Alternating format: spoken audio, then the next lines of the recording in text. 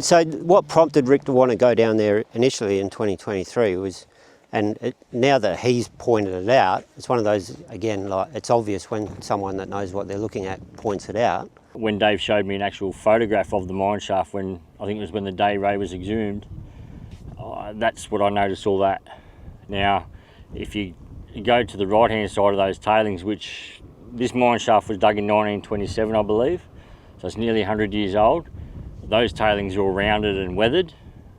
That's absent. That's been disturbed, and that's what prompted me to go down. Shovelled. Yeah.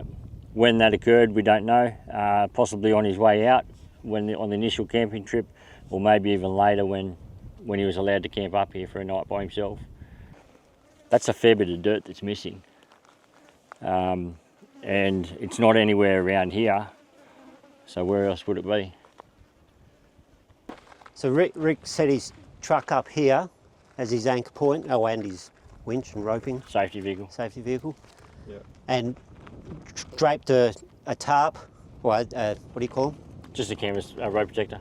Rope protector canvas over the edge, and just over he goes.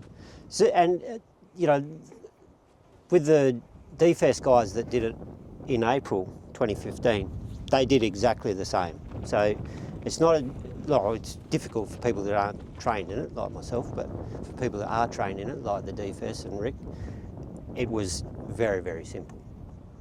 Scary, but simple. Look, as with most ascents, it's the fear factor. That's the initial fear factor. Once you get going, you're right. If anything, the most dangerous part is actually going over the ledge. A lot can go wrong. There's this particular shaft. You go down about 3 metres, and then there's a drive that comes this way, so you lose your footing on the wall. And then there's another drive that goes actually into that mine shaft. And then you go down further. There's another.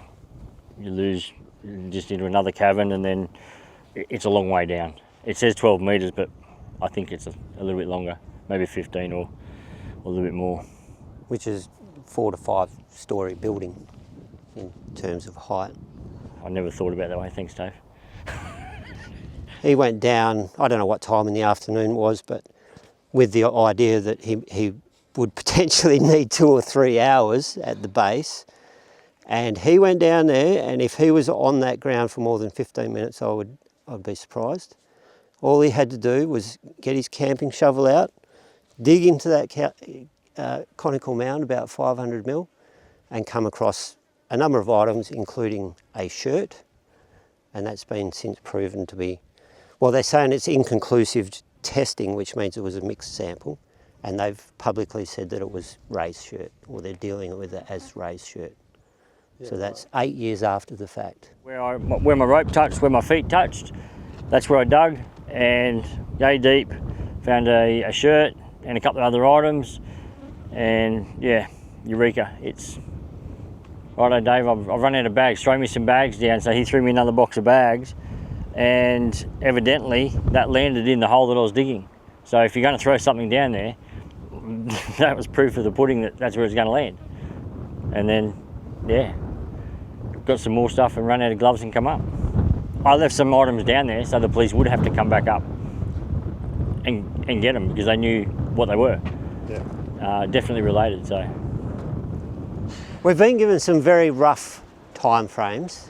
None of those have come to fruition yet. So early last year we got told that all the forensic testing would be done in 8 or 9 months. That time passed, and then at the end of the year they said it'd all be done by the end of February. That time's passed. The last time we checked, they just said that forensic testing has not been completed yet. So we're coming up to 2 years since that. Yeah, I haven't been down another one. I went down was it the Crystal Cave? A crystal shaft. It's more of a declining shaft. Nothing fruitful down there. But like you just said, why dig a hole when there's already some dug?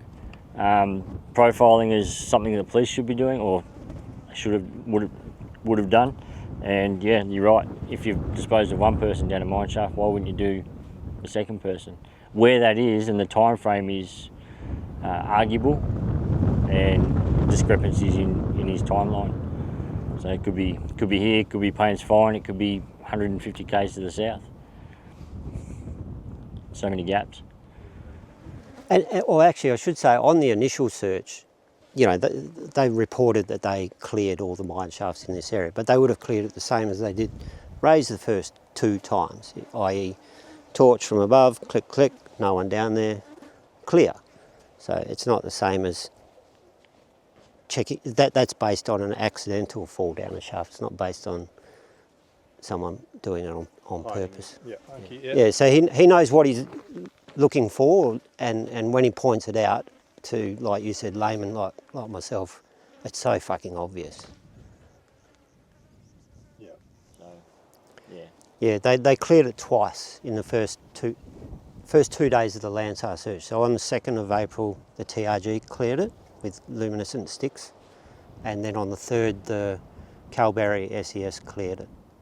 And I think they obviously didn't rope down, but I think they got ropes so that they were safe enough to actually look right, straight down. And you know, logically, if someone did accidentally fall in there, they would be at the base. So that's what they were looking for. And assuming I don't know, explain how they did find.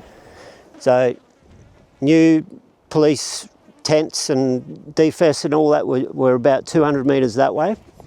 The rest of the road was cordoned off. No one could come in here, but they had a lot of media. People would still come in. So Channel 9 News convinced them to do a demonstration of how they were clearing the mine shafts. So, as I said, old mate did exactly the same as Rick did.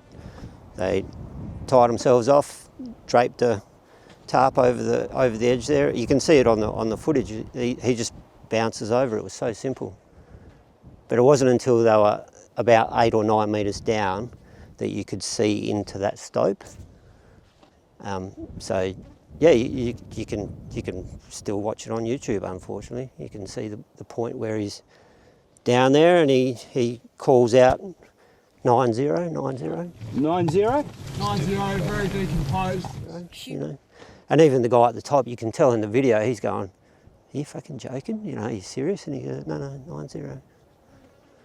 And that was it. Yeah. Wow. But even after that, it still wasn't enough to you know. Warren, if there's somebody that drags people for training or as a job, I would probably suggest a firefighter or rescue personnel would be those people. The DFS guy that did go down, he did mention that the body appears to be dragged, given the fact that Ray's arms were above his head. So that got fobbed off, and his subject matter expertise just got put by the wayside. So they still deemed it an accident for months. So the interesting thing about what Rick did is, because when we've questioned why that wasn't enough to escalate it, there's theories that because of the conical mound that was in there, that he could have accidentally fallen in there and then hit that mound and slid off.